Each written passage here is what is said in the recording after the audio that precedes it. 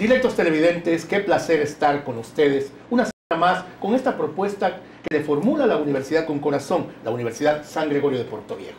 La universidad siempre consecuente con estas temáticas que son candentes, que son necesarias, que debemos tratar a través de este vínculo de la televisión para llegar a ustedes pues con enseñanza semanal acerca de temas de derecho que usted debe conocer.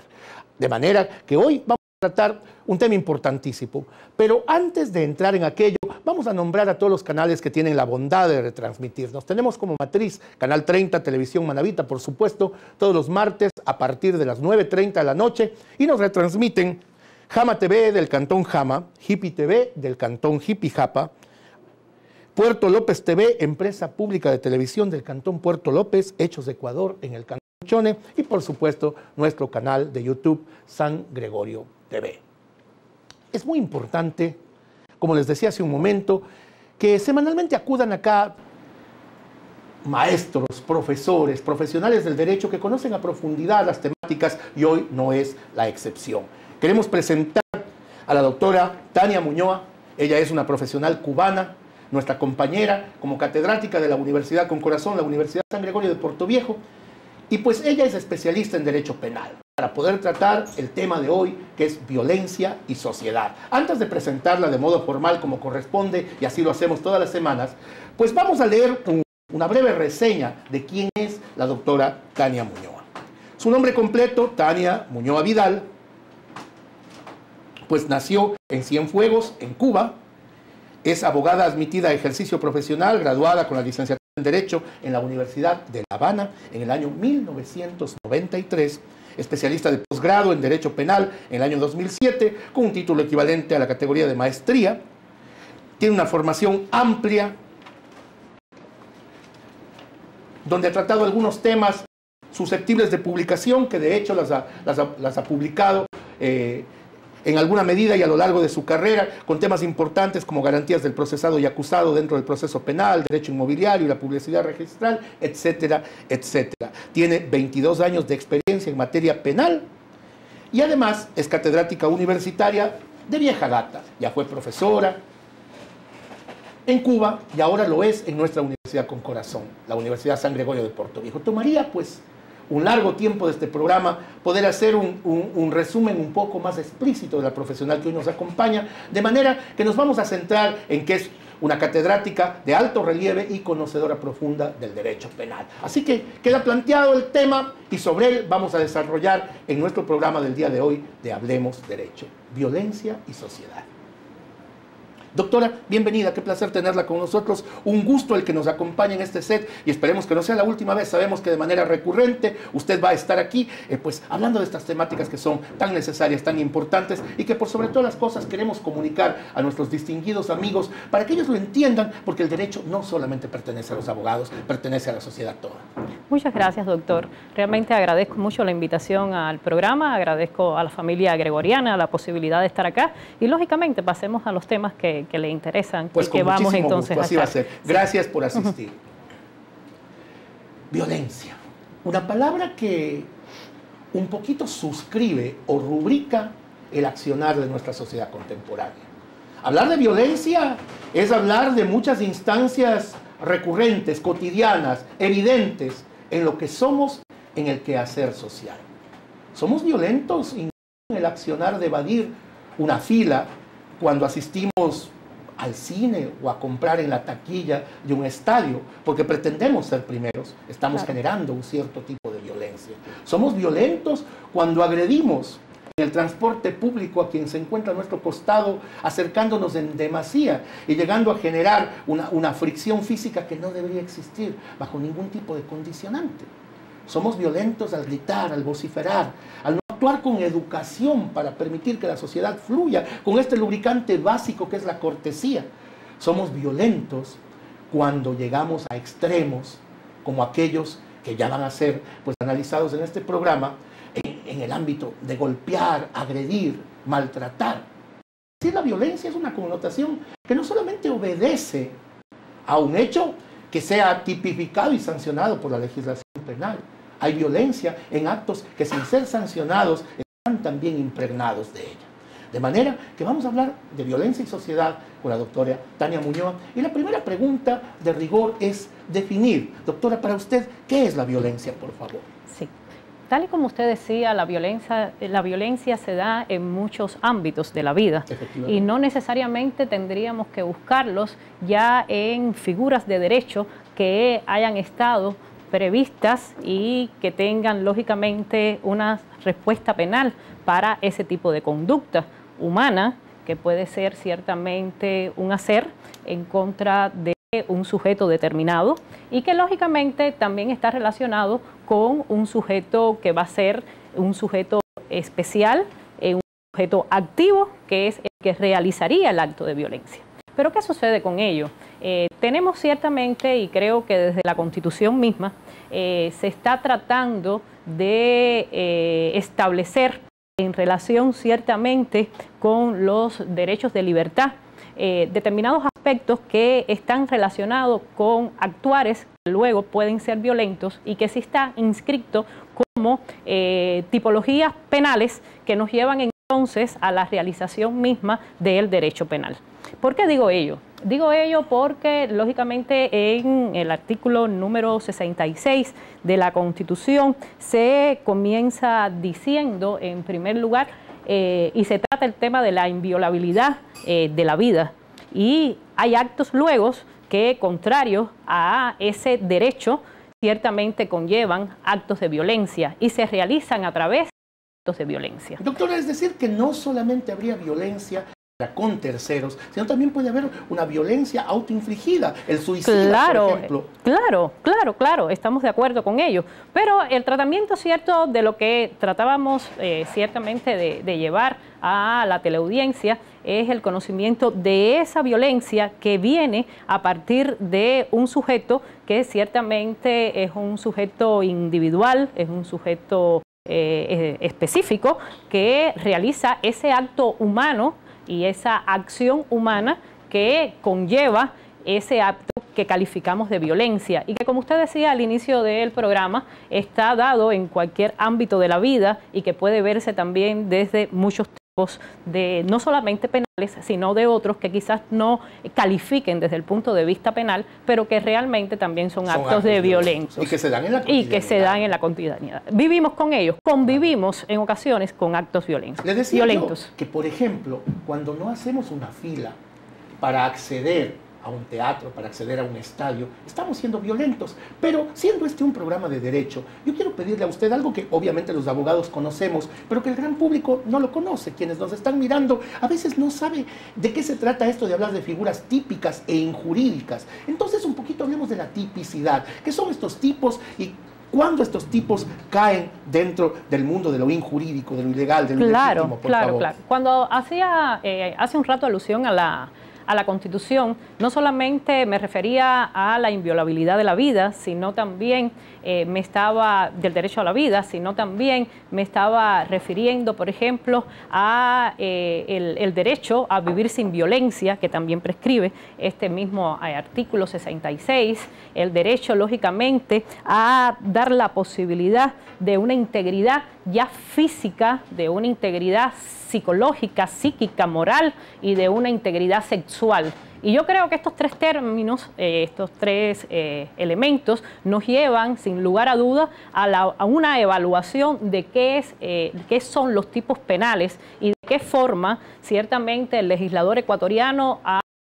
concebido su tutela a través de la objetividad jurídica misma que ha procurado para ello en determinados momentos, y cuando digo momentos me refiero a determinadas familias de delito establecidos en el Código Orgánico Integral Penal vigente.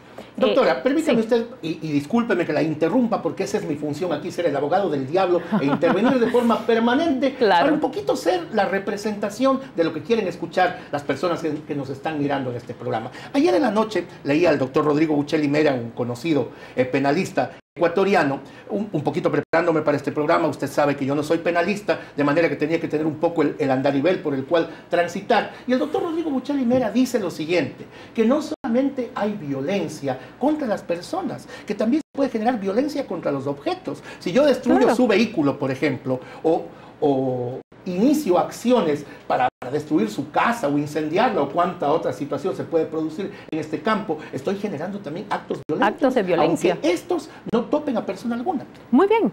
Así exactamente. Además están previstos actos de violencia en contra de bienes, por ejemplo, en muchos casos se da en relación con los matrimonios y los bienes comunes que adquieren, y en esa situación establecen actos de violencia una u otra de las partes de los cónyuges o excónyuges, que lógicamente también son actos de violencia y ya no están dirigidas a la integridad física de la persona, pero sí están dirigidas a bienes, en definitiva, de la persona. Y son importantes también, vistos como actos de violencia. Mire usted que Ludwig Wittgenstein, el autor del Tractatus Lógico-Philosophicus, decía que aún en el silencio puede haber violencia. Claro. Mire usted hasta dónde podemos llegar, que no diciendo nada, que no haciendo nada, podemos constituirnos en seres que generen violencia contra la cónyuge, por ejemplo. La acción omisiva también puede ser constitutiva de violencia. Pero casi siempre, doctor, por lo general la violencia la llevamos a un hacer, a una realización de una conducta humana, más que a una conducta omisiva. Y la infracción como tal, la infracción de tipo penal, ciertamente prevista como delito, pero también en la materia contravencional, porque las vemos desde los dos matices, ¿no? Unas con resultados un poco más peligrosos, otros con resultados un poco menos peligrosos, cuya trascendencia jurídica también va a ser distinta en unos casos y en otros. Realmente, en este sentido, estamos viendo que la violencia más bien es una conducta humana, pero que significa un hacer más que una realización o una acción omisiva. Doctora, si bien hemos superado ya las tesis lombrosianas de que existe un delincuente nato, claro, deberíamos hacer un análisis que me parece interesante y así entiendo, pues lo van a creer también quienes nos siguen todas las semanas por Hablemos Derecho. El hombre es generador de violencia, pero la sociedad como tal, dentro de ese consciente colectivo, también la genera. ¿En qué medida la sociedad es culpable también de la generación de violencia? Por ejemplo, la crianza de alguien lo predetermina. Por ejemplo, las compañías lo predeterminan. Todo el entorno comienza generando un cierto tipo de determinismo social que luego puede traducirse en conductas violentas. Claro. Yo considero que realmente la violencia no es una conducta innata en el ser humano. La violencia se crea a partir misma del desarrollo de la persona dentro de la sociedad, de esa forma en la que tiene de ver la vida y de proyectarse, de las situaciones que también la persona afronta durante esa vida y que va lógicamente llevando a cabo el establecimiento de una forma conductual que lógicamente lo lleva a actos de violencia, tales y como habíamos hablado anteriormente. ¿Cree usted que la moral, esta moral que la va construyendo la sociedad también, puede en alguna instancia marcar actos violentos en una sociedad y en otra, estos no se constituyan como tales? ¿Qué le digo? La cultura, por ejemplo, árabe, tiene formas de expresión que a nosotros nos podrían parecer violentas, pero para ellos no lo son. ¿En qué medida entonces la moral construida por las sociedades también genera la determinación de qué es violencia y qué no lo es? Es que la idiosincrasia de cada país, de cada región, unida a la cultura entonces que establece ello y que identifica ello, lógicamente establece también qué actos pueden ser violentos y cuáles no. Pero la realidad es que yo creo que ello puede tener una trascendencia más bien en el caso de las conductas que van a tener después una trascendencia también de forma legal y no ya tanto de forma moral. Pero la realidad de las cosas es que independientemente de ello que puede variar en dependencia, como bien usted decía, y ponía además de ejemplo dos de las culturas que realmente tienen bastantes diferencias, no obstante, lo importante, considero yo, en relación con un contexto determinado para hablar de violencia, es exactamente cómo nos educamos, qué somos, cómo nos proyectamos para con los demás y realmente qué consideramos que está bien o que está mal, aunque realmente esa comparación y ese conocimiento siempre nos lleva a muchísimas subjetividades y no llegar. Es una dicotomía. Sí, el bien o el mal. Estimados amigos, En unos instantes vamos a retornar. Nuestro director de piso nos indica que es tiempo de hacer una pausa. Vamos a mirar importantes anuncios institucionales que un poquito le van a mostrar a usted cómo evoluciona, crece y se llena pues de ímpetus nuestra universidad a través de su accionar. Volvemos, no vaya usted a cambiar de canal, el tema es muy interesante y usted no se lo puede perder. Volvemos.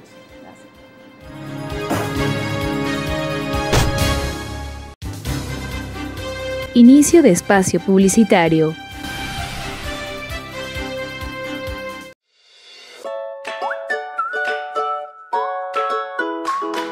El metal es uno de los materiales que más tarda en desintegrarse, ya que este lo hace por un medio de oxidación natural. Por ejemplo, tenemos las varillas de metal, ya que estas son muy gruesas y densas, tardarían entre 500 años en desintegrarse. Otro ejemplo serían las latas de cerveza, ya que estas duran en desintegrarse 30 años. Green Tanks es un proyecto completamente sustentable, pues ayuda y engloba los tres procesos como es ecológico, económico y social. Este es un proyecto a beneficio para la comunidad gregoriana, para que tengan una mejor comodidad frente a este.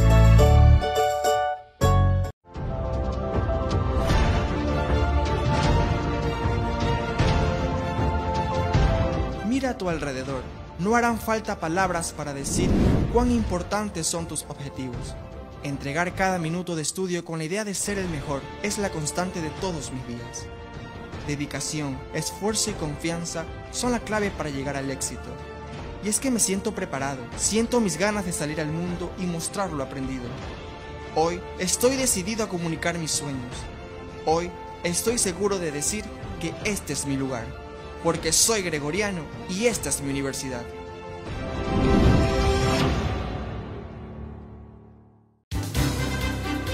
Fin de espacio publicitario.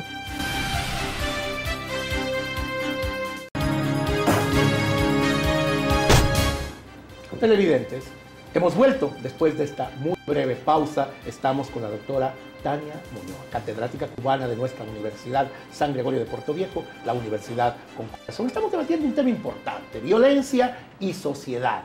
No queremos caer en las precisiones jurídicas que suelen resultar un tanto ininteligibles para quien es ciudadano de a pie y no tiene una base jurídica plena.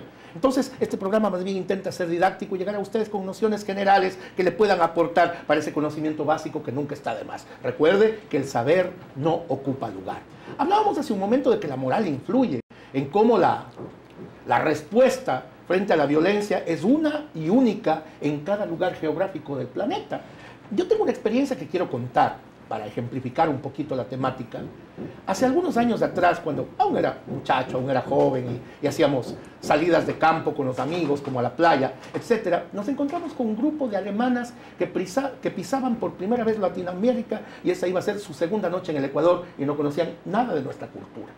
En todo acto de presentación, acostumbramos los latinos a dar el beso en la mejilla.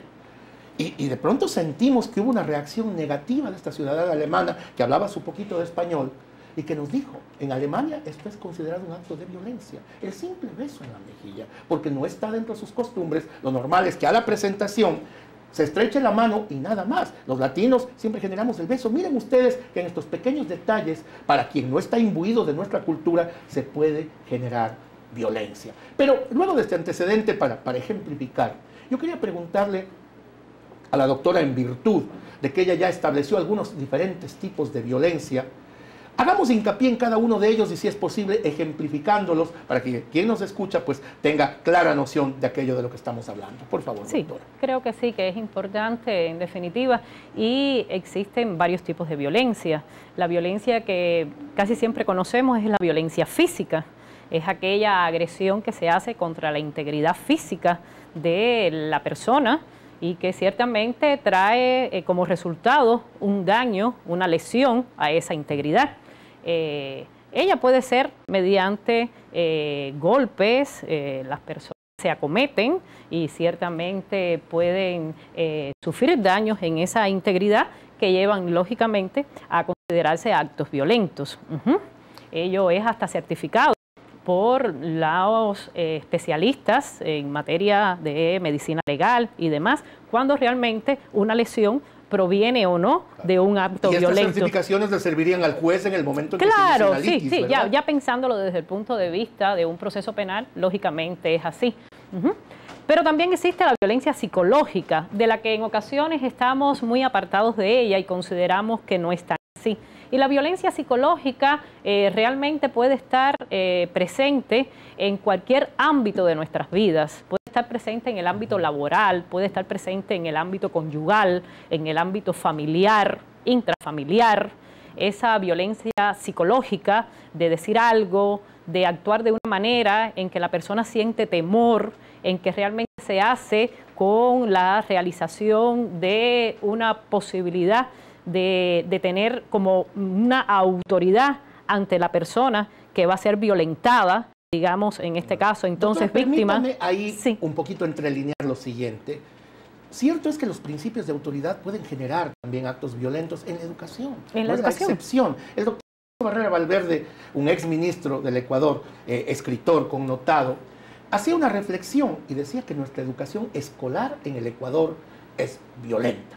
Yo no sé cuál sea el caso de Cuba, pero aquí los maestros muchas veces amenazan, muchas veces los profesores se ponen en una postura del magíster Dixit, en que no, son incontrastables, no se puede decir lo contrario de lo que el profesor opina, so pena de recibir una calificación en menoscabo de aquella que debió haber recibido legítimamente el estudiante. Entonces, ¿cree usted que la educación también genera una visión violenta desde la perspectiva psicológica? Pudiera generarlo, y desde la perspectiva psicológica, lógicamente, que una consecuencia, y esa consecuencia puede ser severa, y esa consecuencia puede afectar realmente a el sujeto violentado, vuelvo y reitero. Pero la realidad de las cosas, y usted mencionaba Cuba, y sí debo decirle que en Cuba, de manera formidable, casos de estos, no digo que de forma aislada pueden suceder algunos, pero hablar de nuestra y que dentro de ella hayan manifestaciones de violencia realmente no sería admisible. Y ese es uno de los logros de la revolución. Es uno de los logros, ciertamente, de la sociedad con todos cubana. Los deméritos que también se le han señalado a la revolución cubana, educación, trabajo, que son vitales. Es que la docencia en Cuba se ve realmente como un acto de enseñar, pero también de educar. Y la educación, lógicamente, no puede tener actos de violencia. Usted y yo somos maestros. ¿Cree que la educación es un apostolado? Saliéndonos un poquito del tema. Sí, claro que no. Claro que sí. Sí. Por supuesto, yo creo que ejercemos eso cotidianamente. Y algo muy bonito que ha pasado en la universidad desde mi arribo, ciertamente acá no solamente se enseña, nosotros que enseñamos Derecho, no solamente enseñamos Derecho, sino también educamos.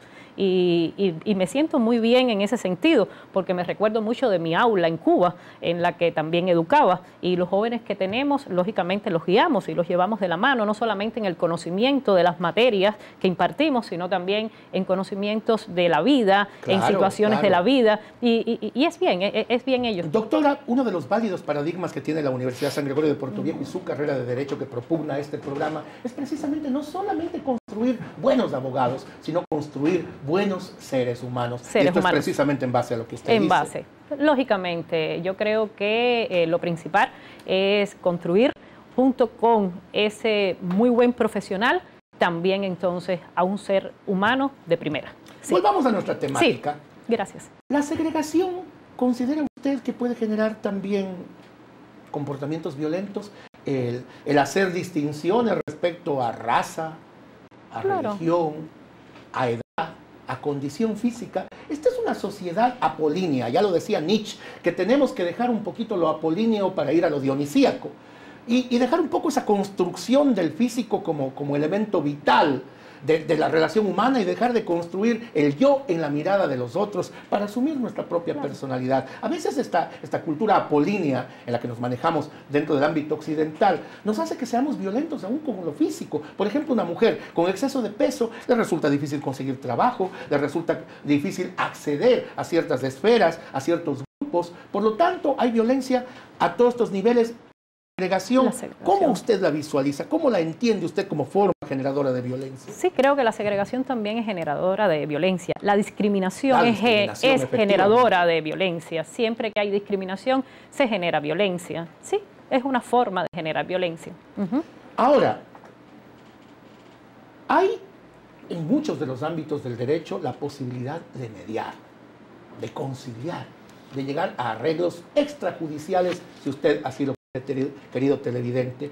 Pero en los hechos de violencia, especialmente en la violencia sexual, que es una de las que ya vamos a desarrollar un poquito y que es una de las que más nos lesiona y más nos afecta, ¿qué posibilidades hay de llegar a estas acciones conciliatorias? Sí, acotando algo, cuando estábamos conversando sobre los tipos de violencia, realmente no mencionamos la violencia sexual y también esta es uno de esos tipos de violencia y que yo creo que se da bastante en la vida cotidiana y que es el irrespeto a la sexualidad, el irrespeto al deseo y a la decisión, lógicamente, de la persona que resulta después violentada. Pero sobre lo que me decía y que ya vamos entonces un poco al procedimiento de mecanismos de conciliación, doctor, sí, ciertamente, no solamente mecanismos de conciliación, le cuento también que, por ejemplo, el Código Orgánico Integral Penal, en los procedimientos que plantea en determinadas instancias, el fiscal como titular de la acción penal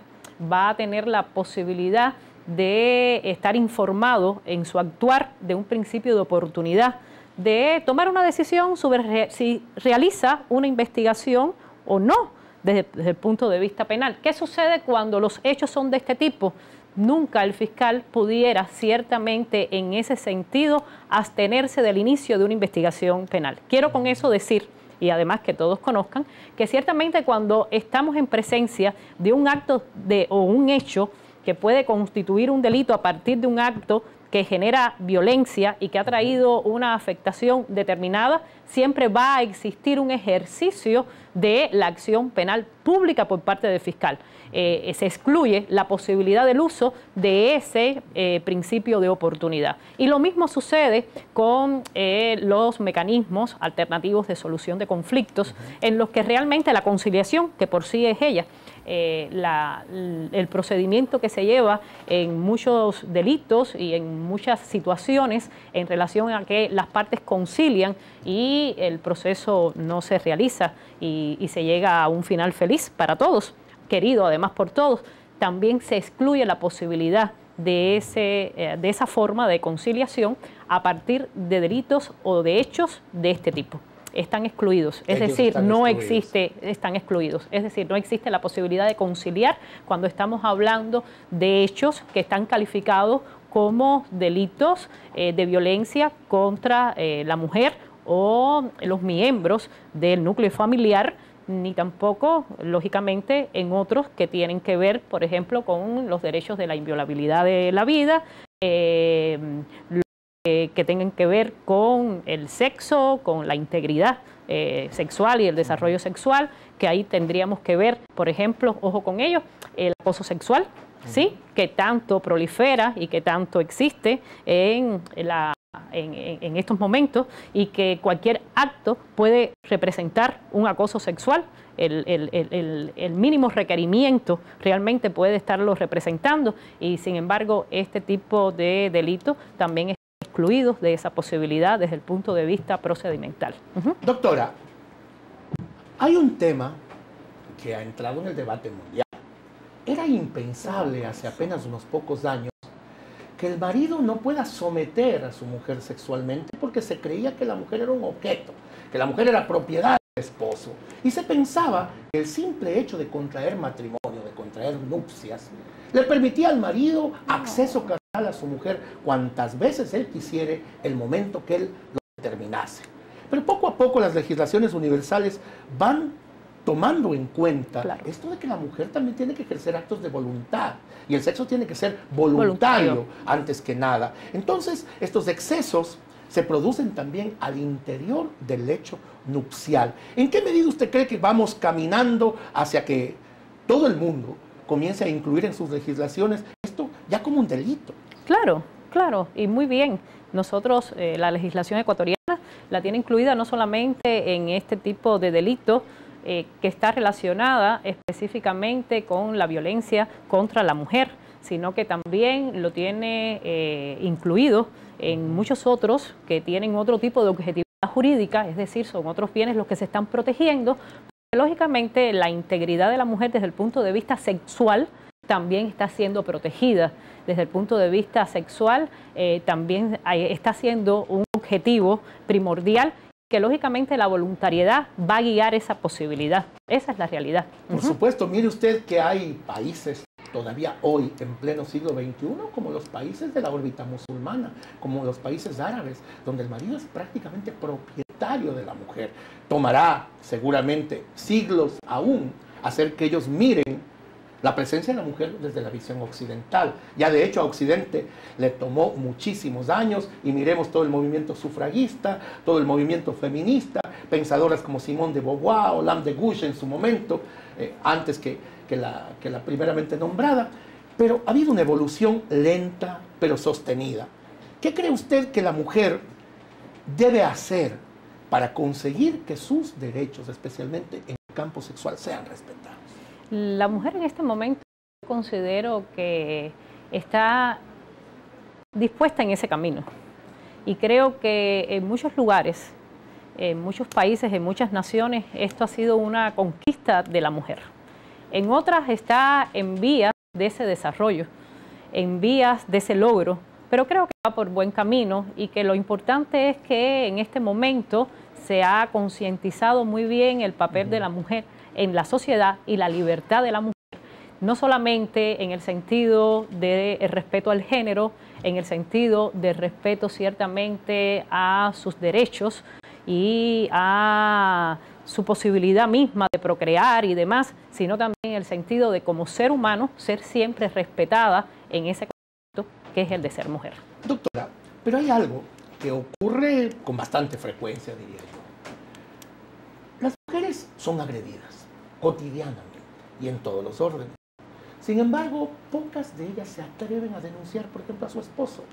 Pocas son las que toman los arbitrios necesarios y los arrestos suficientes para acudir ante una autoridad jurisdiccional en acciones determinantes que eviten que ese maltrato sistemático, de tracto sucesivo, se repita. Entonces, ¿hasta dónde la mujer muchas veces, no quiero criminalizarla llamándole culpable, pero hasta dónde la mujer evita iniciar acciones contra su marido por temor, por miedo?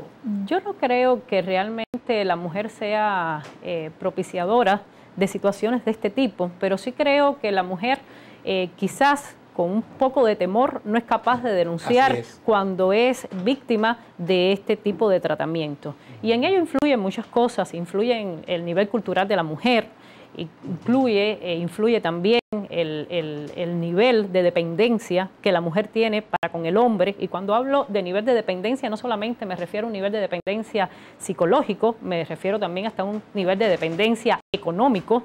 Entonces todo ello puede ir influyendo, pero la realidad es que creo, y sobre todo acá en el Ecuador, he visto que existen grandes campañas de que la mujer sea capaz de denunciar actos como estos. Existe una educación social a todos los niveles en los que realmente la mujer puede conocer qué hacer cuando está ante una situación. Y es bueno que nosotros precisemos que quien esté en esta situación puede dirigirse a cualquiera de las fiscalías, establecer la correspondiente denuncia y solicitar además las medidas de protección que se requieren y que la ley, el Código Orgánico Integral Penal, prevé para casos de este tipo. Esa es la realidad. Nuestro director nos indica que es tiempo de hacer la segunda pausa de este programa. Por favor, no vaya usted a cambiar de canal. Hacemos una pausa para tener ante ustedes importantes anuncios institucionales y volveremos en apenas un instante. Ya regresamos.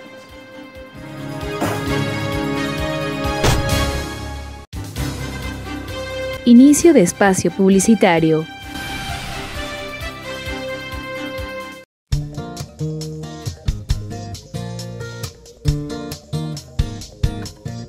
Bueno, el objetivo del consultorio jurídico fue creado desde el año 2001, desde que se creó la universidad con la ley 2033 del 2000. Prestamos este servicio gratuito a la colectividad a través de los estudiantes de la carrera de Derecho que están para obtener su título de abogado de los juzgados de la República del Ecuador. A través de ellos prestamos este servicio a las personas de escasos recursos económicos que no tienen cómo contratar un abogado para que le hagan su defensa. La Universidad San Gregorio de Puerto Viejo invita a las personas de escasos recursos económicos que no tengan cómo contratar un abogado para prestarle los servicios en todas las materias que es necesario. Consultorio Jurídico Gratuito, un servicio de la Universidad San Gregorio de Puerto Viejo para la comunidad.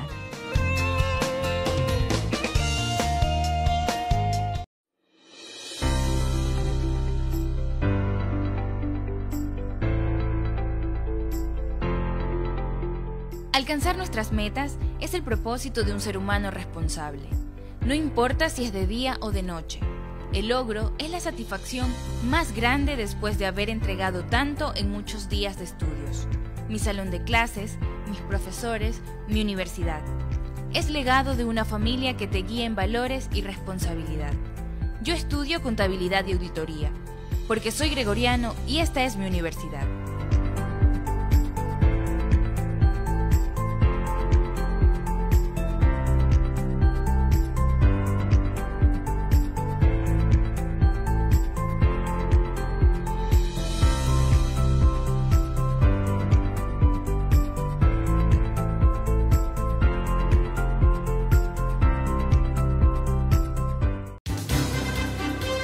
Fin de espacio publicitario.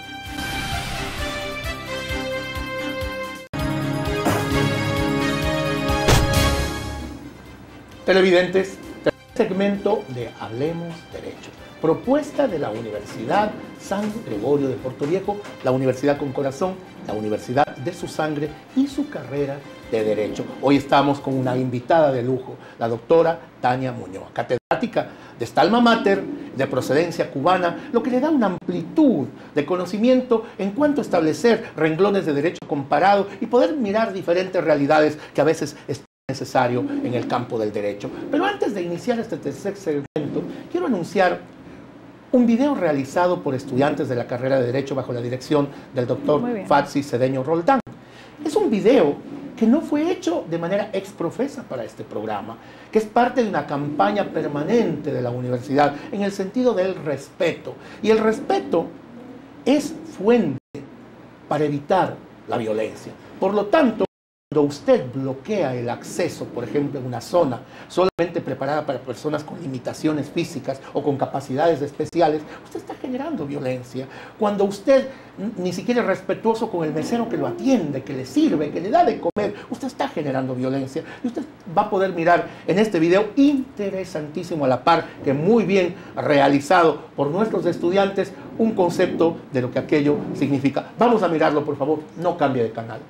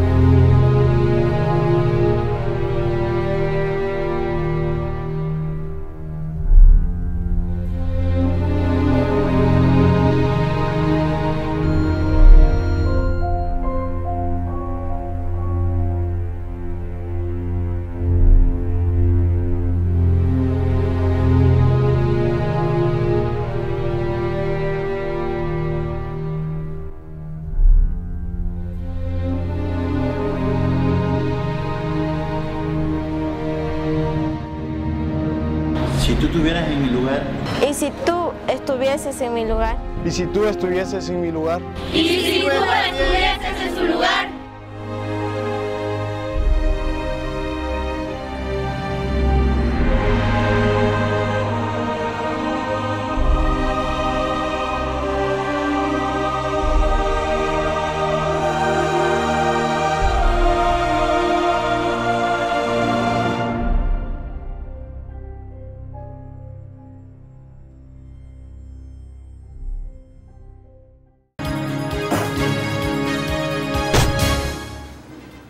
Amigos, hemos disfrutado en conjunto de este video preparado por alumnos de la carrera de Derecho bajo la dirección del doctor Fatsi Cedeño Roldán. Esperemos que le haya calado hondo y que usted comience a respetar también, porque nuestro derecho termina donde comienza el derecho de los demás. Así que esta es una norma válida y universal. Seguimos con la doctora Tania Muñoz. Estamos hablando de violencia y sociedad. Y habíamos anticipado que uno de los elementos que debemos tocar, porque está allí todos los días, está en todas partes, está en las oficinas, está en los colectivos, está pues prácticamente en cada una de las instancias del convivir humano y que forman parte del entramado social, esto, el acoso.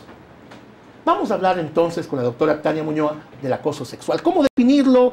¿Cuánto impacta? ¿Cuánto nos lesiona? ¿Y en qué medida se ha vuelto casi habitual en la convivencia diaria? Sí, es cierto lo que usted plantea. Realmente el acoso tiene una relevancia total en este momento dentro de la sociedad y han proliferado muchísimo las conductas. Y lo peor es que a veces no conocemos que existen conductas que realmente son manifiestas de un acoso sexual. Es importante que sepamos que la mera proposición de una gratificación sexual, por decirlo de alguna manera, puede conllevar a un acoso sexual. Los escenarios son múltiples y usted ya mencionaba algunos. A veces no lo consideramos, pero los centros laborales en muchas ocasiones son realmente escenarios propicios para que esto ocurra. Los centros educacionales también a veces son propicios para que ocurra. El transporte público, creo que existe ciertamente en la actualidad determinadas campañas en contra del acoso en transporte público. En Quito el eslogan es "Baje el acoso", en Guayaquil también existe otro, y así en cada región existe una forma y una manera en que aquella persona que se pueda considerar víctima del acoso ciertamente puede dirigirse a determinadas instancias de manera rápida y poner en conocimiento del acto que ha sido víctima en ese momento. El acoso, vuelvo y reitero, puede ser ciertamente cualquier tipo de requerimiento, y a veces cuando pensamos en un requerimiento pensamos únicamente en una proposición. Y no solamente es una proposición, puede ser una mirada, puede ser un acercamiento, puede ser un provocamiento, que realmente, una provocación que realmente conlleve ciertamente un deseo sexual en cuanto a esa proposición. Doctora, entonces, y en esa visión que usted nos plantea, ¿dónde termina el cortejo y comienza el acoso? Yo considero que el cortejo está en aquello que está colmado de amabilidad, de caballerosidad, y que la cosa en aquello que realmente ya redunda en algo irrespetuoso, en algo que la proposición realmente no es querida por la persona, y en algo muy importante que forma parte hasta del tipo penal que define lo que es el acoso sexual, y es que casi siempre va a haber una relación de autoridad entre la persona que está realizando el acoso y quien está recibiendo esa acción como víctima, digamos. Ajá. Entonces, pero mire que si bien esta situación, ¿no?, de desnivel en los órdenes laborales, por ejemplo, suele ser uno de los determinantes, en el orden de las aulas también suele ser precisamente la relación alumno-estudiante, también puede ocurrir, como usted bien decía, en los colectivos, en los buses urbanos, donde alguien, pues, abusando de la proximidad forzosa, pues puede acometer actos indebidos. Pero por otra parte, doctora, también han habido magnificaciones de eso que antes era coloquial, era común, era cotidiano, que una mujer pase por la calle y un hombre le lanzaba una flor, un cortejo, una palabra pues que simplemente alude a su belleza. Pero aún eso es considerado ahora en países que son más extremistas aún con la figura, y repito, Alemania como ejemplo, donde un simple flirteo de este orden, una simple frase halagando a una persona, podría ser considerada acoso sexual. En algunas ocasiones pudiera ser considerada acoso sexual. Habría que ver cuál es la intención y habría que ver cuál es la conducta, porque el cortejar no considero que sea un acoso, pero habría que ver hasta dónde se llega, dónde se cruzan los límites de ese cortejo, hacia dónde se va exactamente y hacia dónde está el requerimiento. Vuelvo y reitero, el acoso va a ser ese requerimiento de índole sexual hacia otra persona, ¿sí? Efectivamente, doctora. Hay otros órdenes de acoso y de abuso sexual en los cuales no vamos a entrar en este programa por un tema de tiempo y además porque ese no es el tema específico. Hemos visto que incluso en las iglesias se han dado conductas inadecuadas entre sacerdotes y quienes los auxilian, por ejemplo, en los órdenes religiosos. De manera que eso será motivo específico de un programa que desde ya les dejo planteado y que les prometo, estamos buscando ya la presencia de un sacerdote y una muy buena amiga, profesora de esta universidad, está haciendo los acercamientos para que ello ocurra y escuchar también la voz de la iglesia, porque muchas veces satanizamos, porque muchas veces simplemente decimos lo que dice la prensa, lo que dicen estos medios digitales, pero hay que escuchar las cosas desde la fuente. Entonces hablaremos de aquello en su momento. Doctora, el acoso sexual nos lleva casi siempre a que la mujer esté viviendo en detrimento de sus garantías, de sus derechos fundamentales. Habíamos dicho que estas situaciones de violencia ocurren incluso en el orden intrafamiliar. Lo habíamos dicho. Puede ser, claro, el hombre, puede ser la mujer la que genere violencia, puede ser un hijo que vive con los padres y que ya tiene una cierta edad, que es un adulto, o aún un adolescente que genera violencia, incluso llegando al exceso de golpear a sus padres, lo hemos visto en muchos medios, pero casi siempre, y lamentablemente, la mujer es el sujeto pasivo de esa agresión. Y no pasivo porque está recibiendo esta agresión de modo directo. No me gusta esta forma de llamarle sujeto pasivo. ¿En qué medida se está aguantando golpes, por ejemplo? No podemos tolerarlo como sociedad. No podemos aguantarlo más, la mujer tiene que denunciar. Pero vamos a este espectro. Teniendo poco tiempo como tenemos, nos hemos visto abocados, y debo preguntarle, doctora, ¿en qué momento la mujer, en su condición de tal, puede llegar a ser vulnerada en que incluso lleguemos a extremos como el femicidio? Hablemos un poquito de esta figura jurídica que tipifica pues este hecho terrible del que ya se han dado muchísimos casos en nuestra sociedad ecuatoriana. Sí, me parece muy bien, doctor, y creo que sí, que no debíamos dejar de tratar el tema del femicidio. Le agradezco que además lo haya traído a colación, porque creo que es uno de los tipos penales que, además de ser uno de los más graves que atentan contra la condición de género, específicamente contra la mujer, que siempre va a ser el sujeto pasivo de esta figura delictiva. No obstante, creo que es uno de los delitos más graves que pueden existir porque tiene un resultado muerte.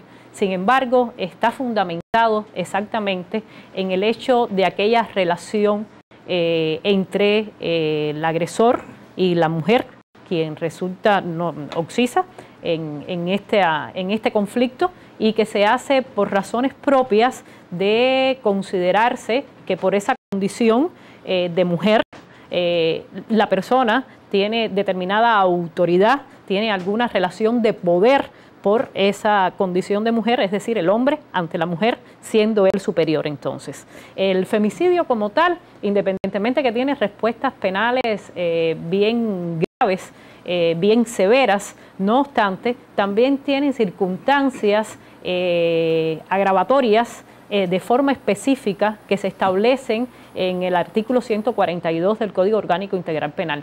Y estas circunstancias agravantes están relacionadas, por ejemplo, con la persona que haya tenido una relación conyugal con esa mujer y haya realizado estos actos violentos que hayan traído consigo la muerte.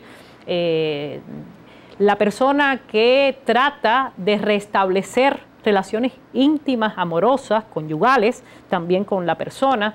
Cuando existen relaciones que pueden ser en el orden laboral, conyugal, en el orden del compañerismo en con los estudiantes, adolescentes, por ejemplo, puede generarse esa violencia. Recuerdo un caso acá en el Ecuador, visto en Quito y estudiado por mi jurisprudencia de esa manera, que eran adolescentes, y ciertamente se produjo la muerte de la joven a partir ciertamente de determinados aspectos que están relacionados con los tipos penales o con los elementos que estructuran el tipo penal del femicidio. El femicidio es un hecho que, vuelvo y reitero, ha proliferado muchísimo y que los índices son bien altos, y que yo creo que de forma institucional y también desde el punto de vista del derecho penal, aun cuando nuestro derecho penal viene a ser un derecho de última ratio, aun cuando este derecho penal es de mínima intervención, tal y como lo tenemos previsto como principio. No obstante, creo que las respuestas que ameritan conductas de ese tipo y de esa manera están en correspondencia ciertamente con la gravedad de las acciones que se realizan. Muy amable, doctora. Es tiempo de hacer el cierre de este tercer segmento de Hablemos Derecho, programa que le propone la Universidad con Corazón, la Universidad San Gregorio de Portoviejo. Volvemos para cerrar este programa. No cambie de canal.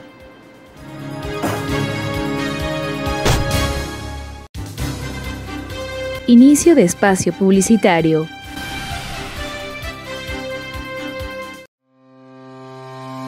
¡Qué buena noticia! La Universidad San Gregorio, pensando en la prevención de la salud de la comunidad universitaria, ha instalado un laboratorio clínico en donde los trabajadores, docentes y personal administrativo se realizarán exámenes médicos ocupacionales y de control periódico. ¿Te parece genial?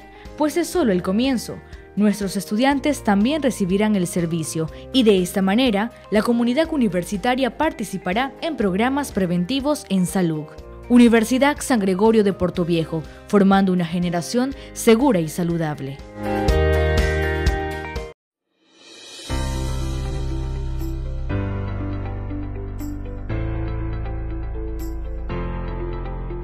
Alcanzar nuestras metas es el propósito de un ser humano responsable. No importa si es de día o de noche. El logro es la satisfacción más grande después de haber entregado tanto en muchos días de estudios. Mi salón de clases, mis profesores, mi universidad. Es legado de una familia que te guía en valores y responsabilidad. Yo estudio contabilidad y auditoría, porque soy gregoriano y esta es mi universidad.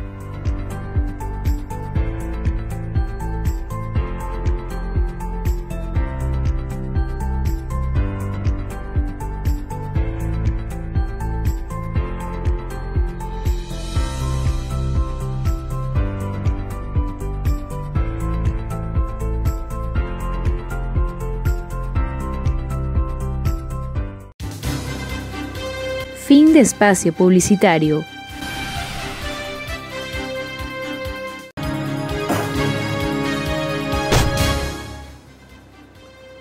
Televidentes, muchas gracias por permanecer en sintonía de Hablemos Derecho, propuesta académica de la Universidad San Gregorio de Portoviejo, la Universidad con Corazón y su carrera de Derecho, por supuesto. Hemos tenido como invitada brillante, de lujo, el día de hoy a la doctora Tania Muñoa, una catedrática cubana, es ahora pues profesora de la Universidad San Gregorio de Portoviejo, y hemos hablado de violencia y sociedad. Pero antes de concluir con la visión general que ella nos formule acerca de este programa, pues queremos nombrar a los canales que tienen la gentileza de retransmitir nuestra señal y obviamente de emitirla como matriz. Este es el canal Televisión Manavita, Canal 30, martes 9 de la noche. Y en diferentes horarios que se anunciarán por los respectivos canales, pues Jama TV, del Cantón Jama, Jipi TV, del Cantón Jipijapa, Puerto López TV, empresa de televisión del Cantón Puerto López, Hechos de Ecuador, en Chone, esta querida ciudad, y San Gregorio TV a través de YouTube. No deje de seguirnos además por nuestras redes sociales,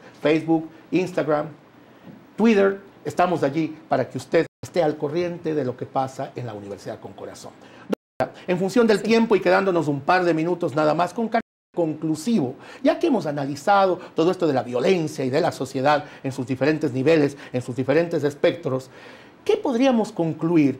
Para disminuir la violencia hace falta ¿qué? Quizá difusión de la figura para que sea conocida a través de los medios y de esta manera evitarla. Debemos establecer nuevas normas, cambiarse la figura jurídica actual. ¿Qué debe suceder? ¿Cuál es su visión acerca de la violencia en términos generales? ¿Qué es lo que ella nos ha dejado, lo que nos trae, cómo evitarla también? Sí, doctora, en términos muy generales, tal cual usted me está solicitando, porque ciertamente no podemos tener una solución para el fenómeno de la violencia que se da en tantos lugares y con tantas aristas distintas como hemos tratado durante el programa, pero la realidad es que a mi apreciación muy personal, ligada un poco también a la experiencia profesional, considero que la violencia es una situación que debemos realmente atacar desde las edades más tempranas.